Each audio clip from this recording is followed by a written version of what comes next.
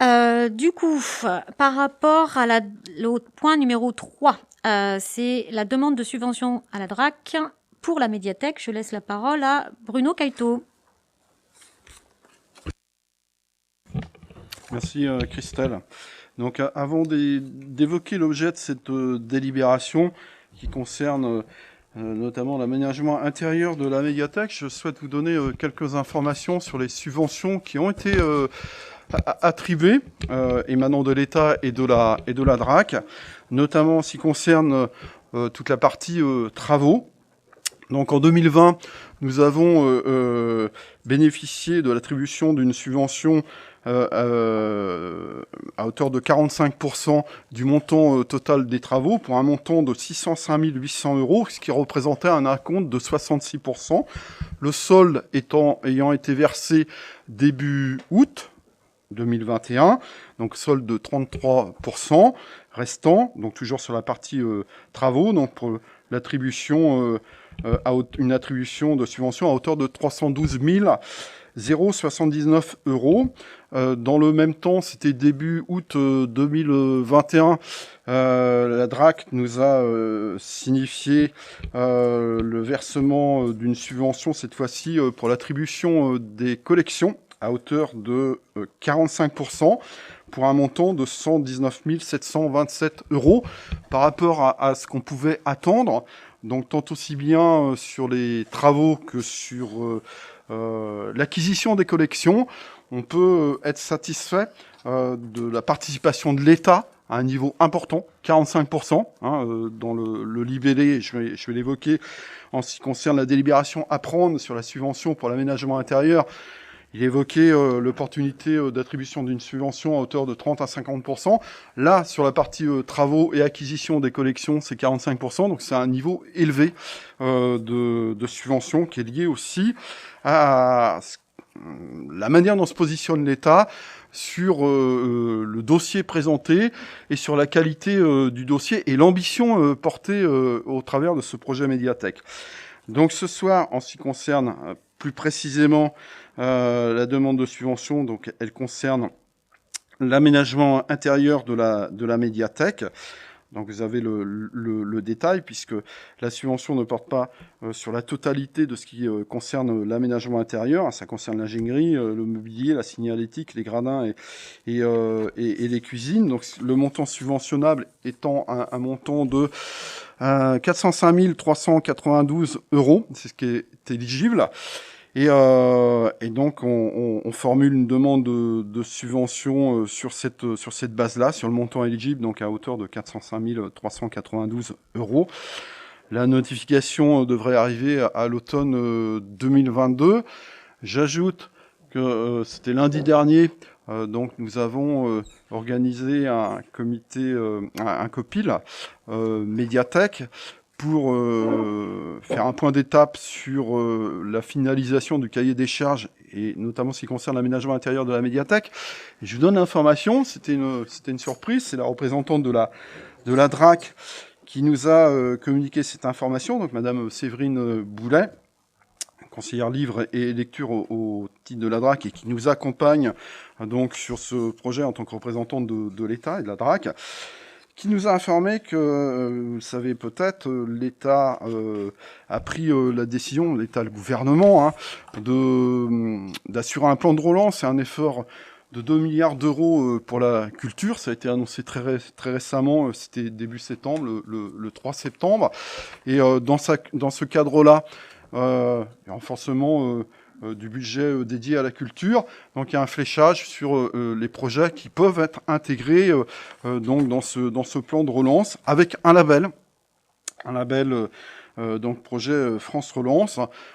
À l'échelle de la région Pays de Loire, seuls 2 projets, le nôtre, c'est-à-dire la médiathèque en cours de réalisation sur notre territoire communal, a été labellisé, et là encore a été pris en compte par l'État ce projet d'investissement qui est considéré comme un projet d'avenir pour les industries culturelles et créatives, et un second projet donc sur la région Pays de Loire qui se situe sur la Sarthe. Donc ça nous conforte, permettez-moi, si j'ose le dire, dans les choix qu'on a pu faire jusqu'à présent. C'est aussi une reconnaissance des services de l'État et qui influe bien évidemment le niveau de participation de l'État en termes d'attribution de subventions. J'ose espérer qu'en ce qui concerne ce qu'on envisage en termes d'aménagement intérieur, le niveau de subvention sera identique à ce dont on a pu bénéficier en ce qui concerne les travaux et l'acquisition des collections, donc à savoir 45%, ce qui sera un niveau de participation de l'État particulièrement élevé. Voilà moi, les informations que je pouvais vous communiquer. Je suis disponible bien évidemment pour répondre à vos questions.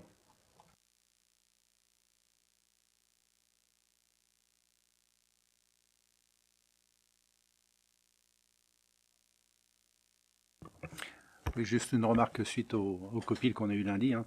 C'est sûr, on a vu qu'il y avait un risque de surcoût dû au fait matériaux, etc. Donc bien faire attention de rester dans les enveloppes budgétaires et partager les choix qui devront être faits pour pouvoir tenir dans l'enveloppe budgétaire.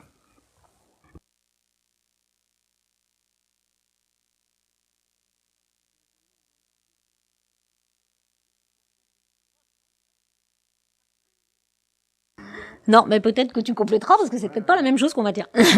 C'était juste pour dire qu'effectivement, une fois que ça s'est terminé, ce COPIL, on a discuté effectivement de l'orientation qu'on souhaitait donner et le fait qu'on souhaite rester dans l'enveloppe. De toute manière, si on n'y reste pas et qu'on se faisait plaisir sur des choses un peu plus design, on va dire, ou etc., on pourrait avoir la crainte que la DRAC ne nous suive pas.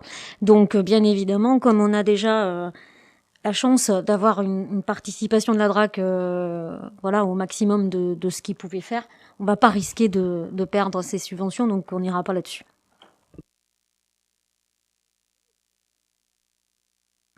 Ouais, pour compléter ce que vient de dire Christelle, et rentrer peut-être un peu plus dans le détail, mais vous en souvenez, pour celles et ceux qui ont participé à cette réunion du COPIL Médiathèque, de manière à rester dans l'enveloppe, et bien évidemment, c'est notre souhait, en aucun cas on s'autorisera à dépasser l'enveloppe initiale en termes d'aménagement intérieur. Donc, il y a des. Alors, pour autant, tu l'as évoqué dans le premier point à l'ordre du jour de ce conseil municipal, Christelle.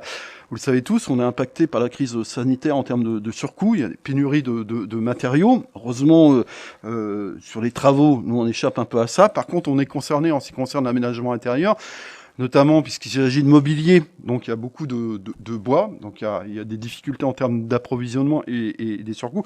Pour autant, à l'occasion de cette présentation telle qu'elle a été faite par l'aménageur qui nous accompagne, il y a quand même quelques marges d'action qui nous permettent de rester optimistes de manière à rester dans l'enveloppe et des pistes de travail et notamment sur le principe de passer de certains éléments donc qui étaient prévus sur mesure pour revenir à des éléments standards, parce que là, bien évidemment, il y a un surcoût par rapport à ce qui était envisagé en termes de mobilier donc sur mesure. Changer de gamme aussi pour certains produits, c'était évoqué, qui sont coûteux. On l'a dit les uns à les autres. Hein, je pense m'en souvenir hein, dans les expressions diverses qu'on a pu avoir. Réintégrer l'achat, la pose des luminaires dans les hauts du chantier en attente.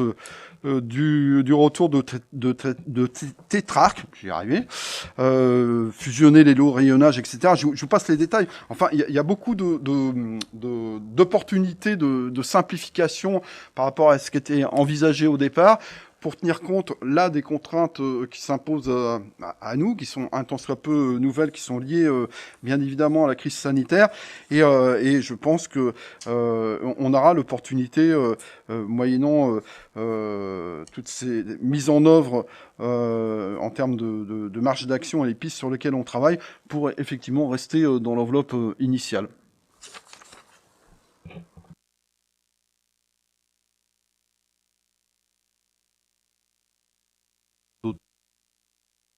suggère de mettre ces délibérations aux voix. Donc, non, pardon. Qui est contre? Qui s'abstient? Qui est pour? Donc, adopté à l'unanimité. Merci.